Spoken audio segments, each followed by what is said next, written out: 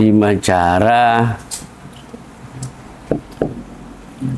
Kalau kurang keren judulnya bilang ya, mengamalkan atau menerapkan ya. 5 cara mengamalkan sifat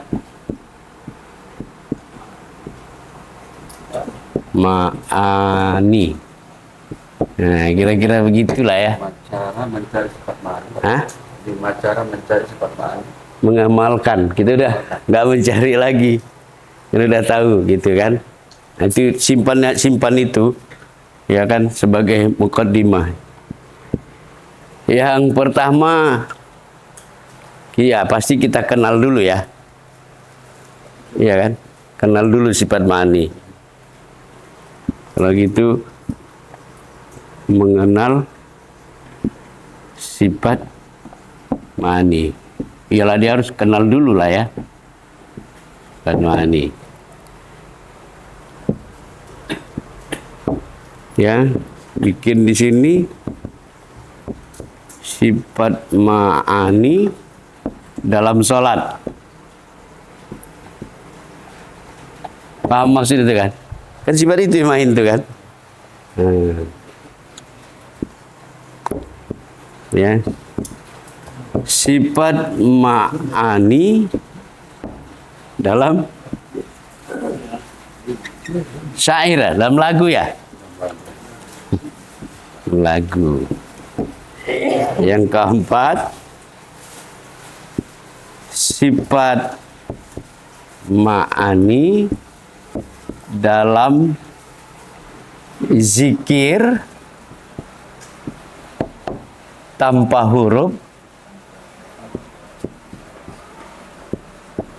ya kan, tanpa suara. Udah tahu itu kan? Ya kita merasakan, yang melihat ini dia, kan itu zikir ya. Ini namanya ada ini, sifat ma'ani dalam zikir tanpa huruf suara itu namanya zikir wala. Ini syaratnya gini. Zikir enggak gitu. Baru yang kelima, ya kan, sifat ma'ani dalam zikir zahar. Zahir itu la qadirun illallah gitu.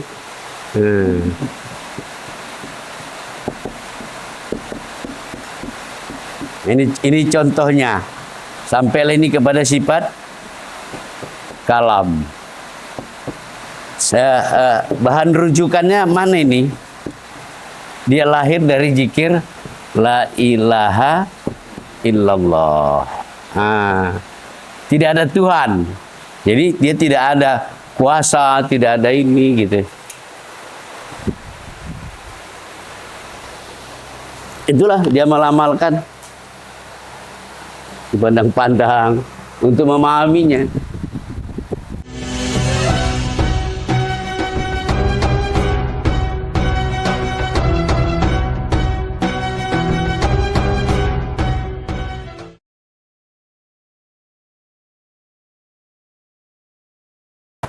Bismillahirrahmanirrahim.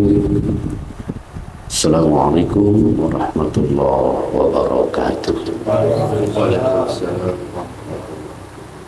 Alhamdulillahi rabbana alimna ma jahilna wa dzakirna ma nasina wa rafa'na ma 'allamtana innaka antal alimul hakim. Asyhadu an la ilaha illallah wa la syarika lah. Wa asyhadu anna Muhammadan 'abduhu wa rasuluh. Allahumma shalli ala sayyidina Muhammad wa ala alihi wa ashabihi ajma'in, amma ba'd. Qala Allah Ta'ala fil Qur'anil Karim, bismillahirrahmanirrahim. Qul huwallahu ahad, Allahu samad, lam yalid wa lam yulad wa lam yakul lahu kufuwan ahad. Dengan merasakan kehadiran Allah nyata pada diri, maka ucapkanlah dan alamatkanlah ucapan Alhamdulillahirabbil alamin kepada pengenalan kita itu, terhadap pengenalan kita kepada Allah, tempat kita mengembalikan, mengalamatkan rasa syukur itu. Mari sama kita melantunkan ucapan Alhamdulillahirabbil alamin. Berselawat kita kepada Rasulullah Nabi Muhammad sallallahu alaihi wasallam. Allahumma shalli wa sallim wa barik. Sebuah yang kita harapkan kalau melihat kajian kita, syafaat itu sudah ada di diri. Kalau kita sudah memahami, sudah bertemu dengan Nur Muhammad itu,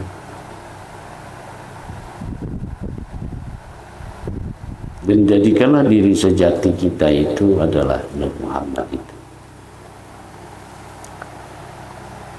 Jemaah yang dimuliakan Allah, kita dua mukadimah terkait dengan kajian-kajian kita. Pertama, syair itu saya sudah memulai di beberapa majelis pengajian. Sering saya buka dengan syair. Engkau wujud di dalam kudratku, Engkau wujud di dalam iradatku, Engkau wujud di dalam ilmuku, Engkau wujud di dalam hayatku, Engkau wujud di dalam samaku, Engkau wujud di dalam basarku, Engkau wujud di dalam kalamku. La ilaha illallah. Dan saya zikirkan, tutup tadi ujungnya la ilaha illallah.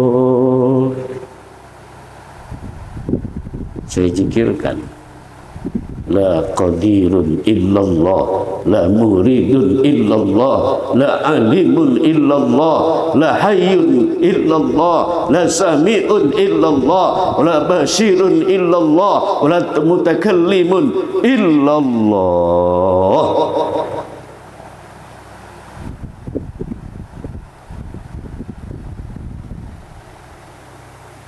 Maka nafikan diri, hilangkan diri. Jadi betul-betul kita tanamkan, ya, ditekankan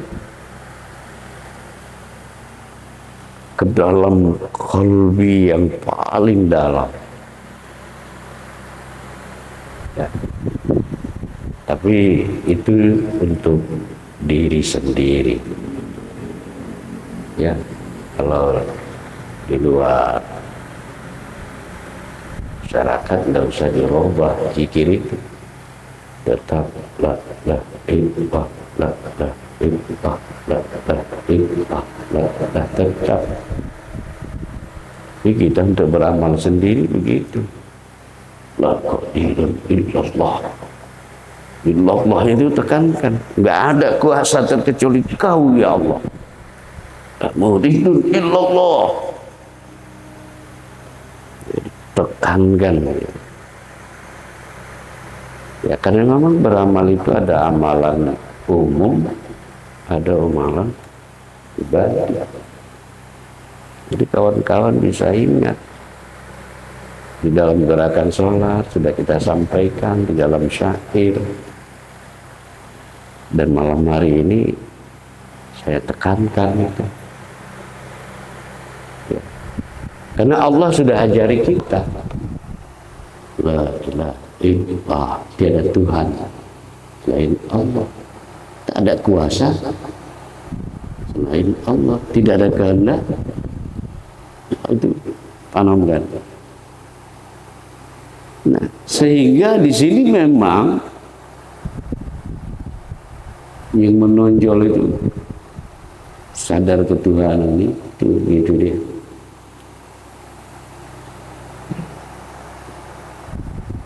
Kayaknya tadi saya bilang di pengantar itu apa yang masih dibutuhkan jasmanianya.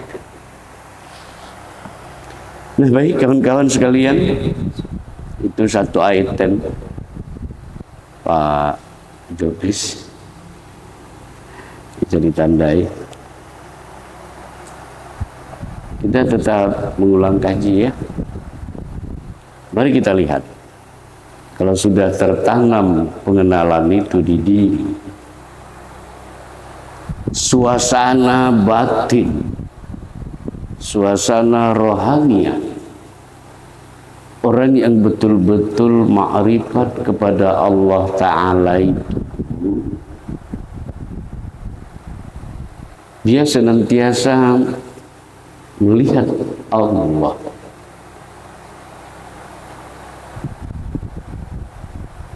Bagaimana memahaminya? Orang ahli ma'rifat suasana batinnya, dia terus melihat Allah. Dia terus menyaksikan Allah. Dia terus dekat bersama Allah. Tak pernah dia berjarak sebiji padi, berjarak saja tidak. Berjarak saja tidak, apalagi suasana batinnya itu berpisah dengan Allah. Tidak. Maka mari kita menjadikan ini tuntunan pembelajaran. Suasana batin itulah target. Dan ini juga jauh sebagai dasar pelajaran. Kalau bukan karena tauhid itu, di mana mungkin Rasulullah bertemu dengan Allah. Karena ma'rifat itulah Rasulullah bertemu dengan Allah yang digambarkan itu dalam peristiwa Subhanalladzi asra bi'abdihi lailan minal masjidil haram ilal masjidil aqsa alladzi barakna haulah linuriyahu min ayatin.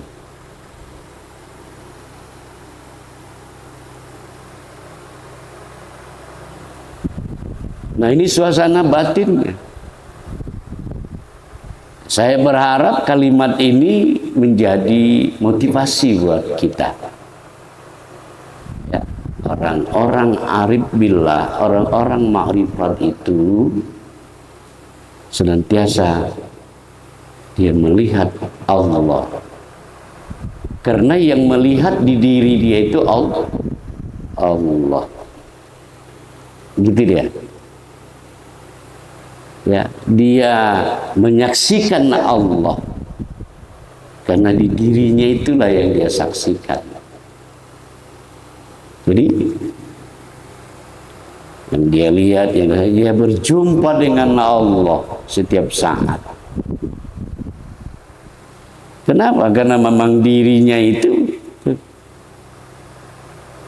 ma'rifatnya begitu, dan tak pernah berjarak, apatah lagi berpisah dengan Allah. Jadi kita pahami itu. Saya menerjemahkan ini dengan bahasa. Itu satu kekuatan, keistimewaan bagi diri kita. Kalau kita mampu seperti apa yang terjadi, ya, keberadaan suasana batin arif billah itu, fokus kita ke situ, dan itu akan menjadi satu kekuatan ketika kita fokus, karena hukum energi, kemana pikiran kita maka energi ke situ. Apalagi lewat kajian ini, energi yang kita bangkitkan itu adalah energi ketuhanan. Fokus itu. Sudahlah. Kita ini sudah capek hidup diatur oleh akal, diatur oleh perasaan, diatur oleh emosi. Sterilkanlah dengan melihat, merasakan hakikat diri kita ini.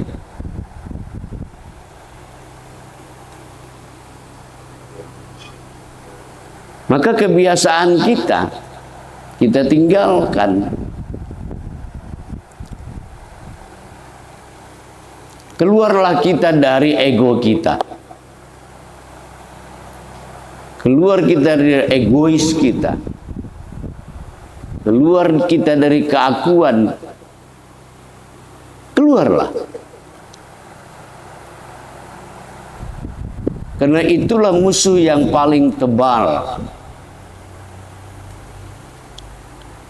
Keakuan itu.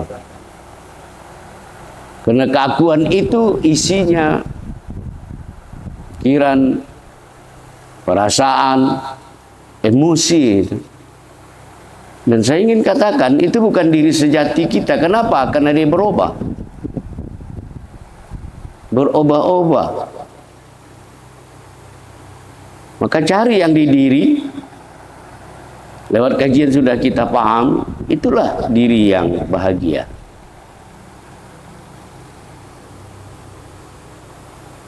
Dan Nabi melakukan itu. Khurija angka. Untuk kita sampai kepada makom itu tadi, melihat, menyaksikan sama Allah, tinggalkan diri itu.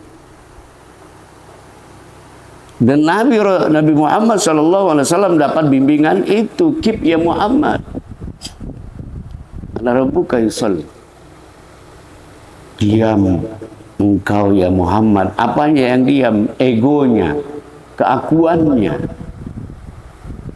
Diam. Ana rabbuka. Jadi anak kita itu anak, bukan anak ke kita ego lagi. Ana rabbuka yusalli. Diam engkau ya Muhammad, akulah Tuhanmu yang sholat itu. Jadi betul-betul panah kita. Hilang kita di situ. Hilang dalam artian bukan fisik. Ya, kalau hilang fisik ya ajab juga, mana mau orang ngaji. Mungkin anak bapak-bapak, istri pasti datang kemari. Ya kan, gempar dunia. Jadi nafi hilang keakuan itu artinya kita tidak mau lagi menggunakan kesadaran, mengalamatkan kesadaran ke situ, tapi sudah kepada ketuhanan.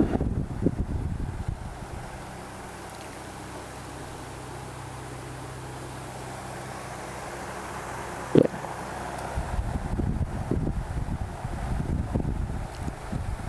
Nah, jemaah yang dimuliakan oleh Allah Subhanahu wa Ta'ala.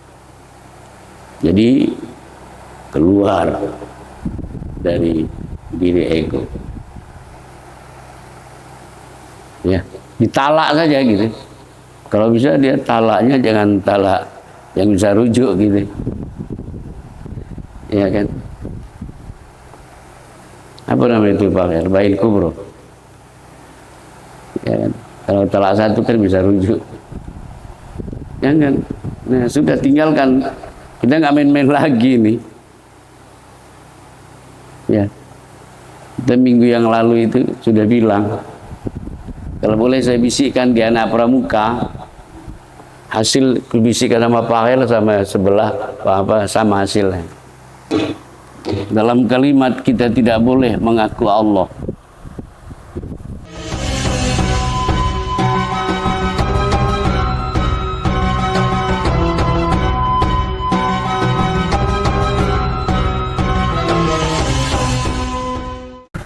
Ini gua.